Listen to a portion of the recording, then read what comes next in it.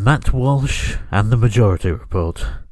Two people, two groups that ought to be very terrible, but each in their own unique and special ways. Matt Walsh has a take on sexism. Reported by The Hill, it says the Senate Armed Services Committee has approved language in its annual defense policy bill that would require women to register for the draft. The National Defense Authorization Act. Well, that never happened, did it? As usual, an alliance between feminists and conservatives, stopping us getting anywhere near any form of equality.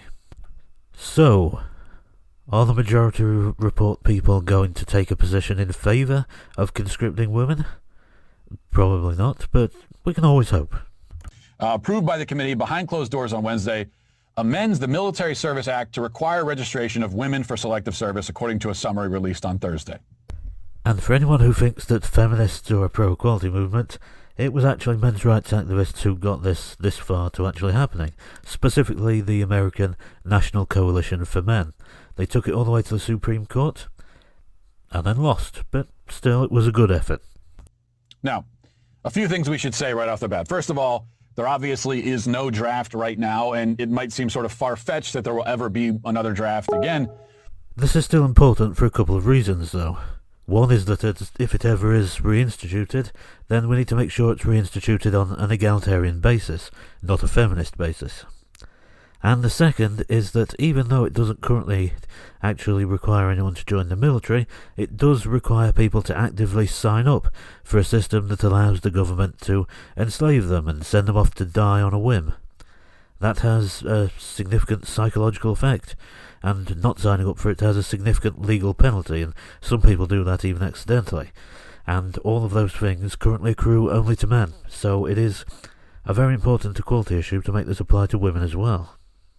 Then again, a war with China, if that's where we're headed ultimately, may well require it. Either way. China have nuclear bombs, so I don't think I'd really worry too much about infantry recruitment.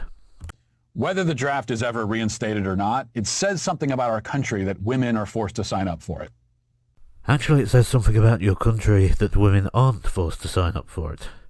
And this is exactly the sort of approach I was expecting from Matt Walsh, but I'm more curious about what the Majority Report people will say about this. And it doesn't say anything good. Why? It is immoral and absurd and a disgrace for a nation to draft its daughters into combat. There's an old feminist slogan, kill your fathers, not your mothers. And as you can see, conservatives have something similar, enslave your sons and not your daughters. Yeah. So, like, the way he says it's moral, it's a disgrace, all that stuff, like, you can always... The way reactionaries use adjectives when they're, like, failing in an argument. Because clearly he can't use one of those, because he'd have to argue why it's morally wrong to put women in war fighting. Oh, wow. It actually sounds like the Majority Report are in favour of putting women on the draft too. And that would be a very pleasant surprise, honestly. And I don't know how that argument could go, but we could guess, like...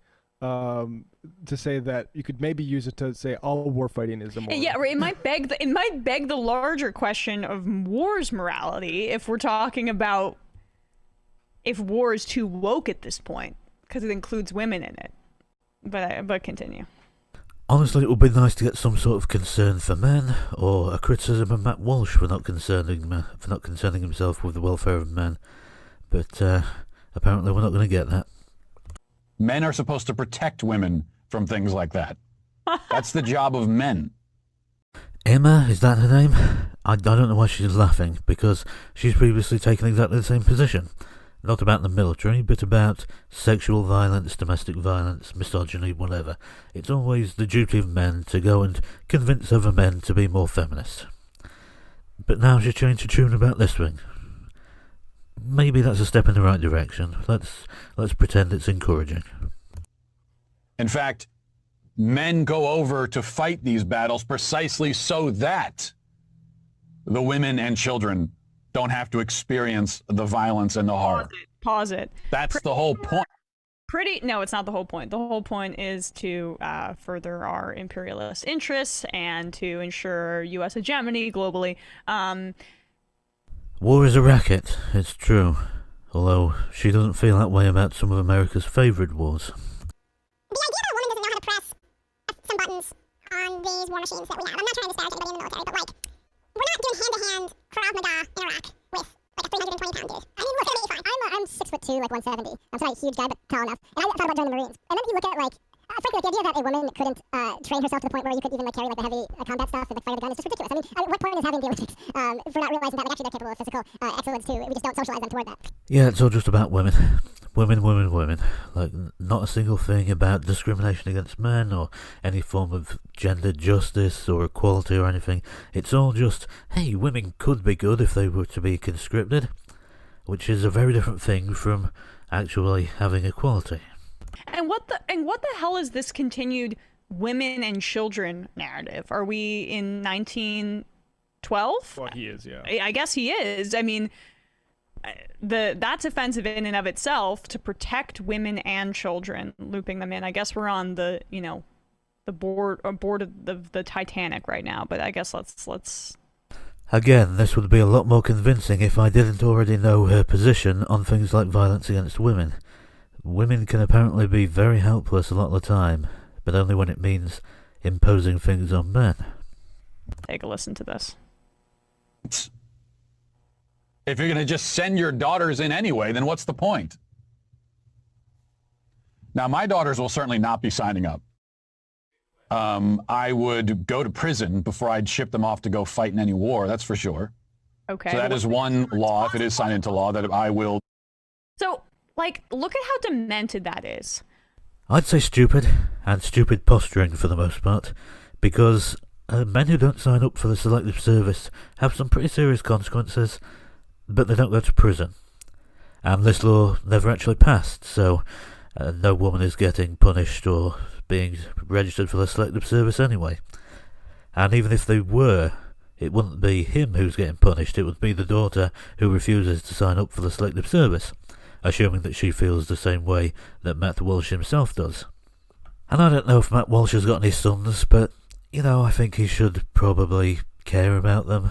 Maybe even as much as he cares about his daughters. Maybe he should be talking about how he is going to go to prison to try and stop them from having to register.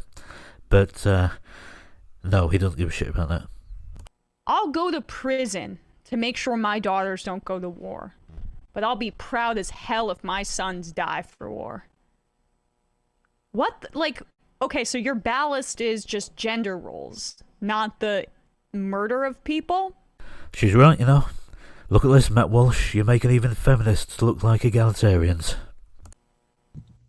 Happily disobey. And I can take that position without self-contradiction because I don't believe that men and women are equal, and I don't believe that they should have all the same roles or responsibilities in society. That is a problem for arguing with people like Matt Walsh. I feel like with left-wingers you can at least make some analogies, Like, oh look, a statistic that's the same for men as is for black people.